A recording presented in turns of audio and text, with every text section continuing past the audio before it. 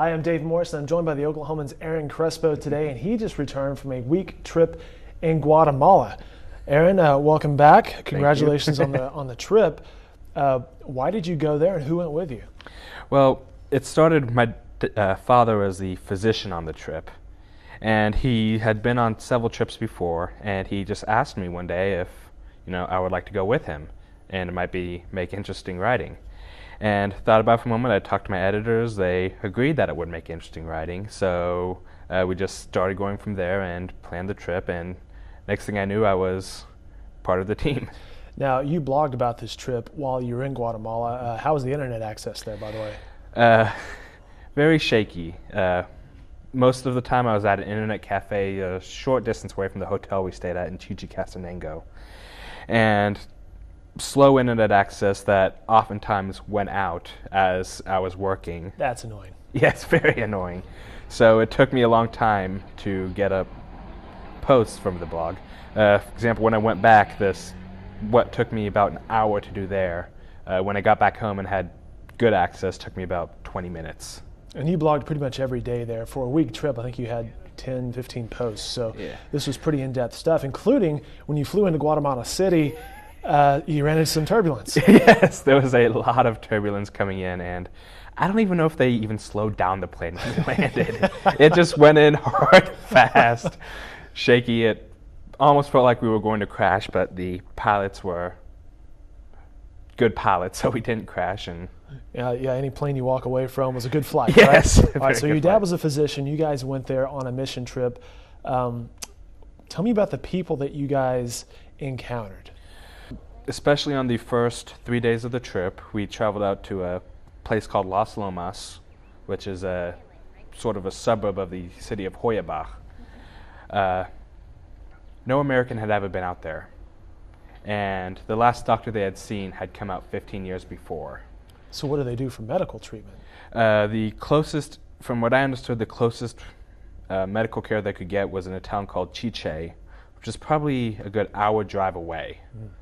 So they're pretty far removed. Now, some of them had made that trip out there. People out there do have vehicles, so they had made that trip out there. But for the most part, they just haven't had much medical care in their lives. How big was your group? 10 people, including myself. So did they know this group of 10 people was arriving? Yes. There's a organization that sets up medical and mission trips in general. And they contacted the local minister and told him that this group was coming out there. And the minister, they played ads on the radio and went around and informed people that a group was going to be there. What sort of needs did you see that the people had there? It was a lot of the same medical problems, just based on lifestyle. What do you mean? Like their diet? Yeah, diet is a big one. A lot of stomach problems going into that. These are people who work very hard from the moment they can in their lives. And if you just watch these people, they'll carry packs of 100-pound bags of cement on their back, walking up and down mountains. Wow. They will carry large amounts of crops just on their back, walking with poor shoes, long distances. So you had a lot of back problems, a lot of leg problems, a lot of other pain, and then a lot of stuff that we wouldn't normally see here. People died of illnesses that in the U.S. nobody would think of dying. Easily treatable. Yes. Or at least you think of that way. Yes. One of the things you encountered was the dentist. How'd that go? Well, it was in the last 2 days of the clinic. I asked if I could sit in with the dentist and help him out. You're a brave man. I just went to the dentist this past week, and that still creeps me out. And that was just for regular cleaning. See, I've never been afraid of the dentist, but when I went in there, there's so little that a dentist can actually do. I mean, pretty much all he can do is give anesthesia and pull teeth. And so you pulled a tooth, didn't you? Yes. Oh. So the first patient that we saw was a 15-year-old girl, and she had her 4 front teeth were rotted. And so he had to pull all 4 of those. You wrote in your blog the dentist had a good quote of, he took away people's smiles. Yeah, and that was, I mean, when dental care is such low priority on your life compared to putting food on the table and everything else you have to deal with, they didn't take care of their teeth. And for pretty much anyone. We had people coming in from, I believe, 8 years old and onward who parents wanted to have teeth pulled. And whether they really would have needed it in our society or not. And in a lot of the cases, it would have just been taking and getting a filling. And in some cases, he did deny. He did say no, that he wasn't going to pull a child's tooth because all it needed was a filling. And he really tried to get the parents to take the kids in and just get it filled because he didn't want to provide that traumatic of an experience to these people. Well, tell me more about the kids. You wrote that for the most part they were happy, but sly. Yes, they were very excited to see people there, and especially when you get to the cities, especially tourist spots, people use their kids to sell you anything, and they will follow you for blocks, with the little trinkets trying to sell you, whatever, and that's where it sort of gets sly because it's hard to say no to a, adorable, like 8-year-old girl who's trying to sell you a stuffed animal. And probably legitimately more in need than what we might encounter. Oh, a lot more in need. When we got to the actual clinics, the kids were absolutely great. And one example that comes to mind was when we were in Hoyaba. I was working at the pharmacy, trying to translate for these people, and a little girl. What was the language, by the way? Was it mostly Spanish?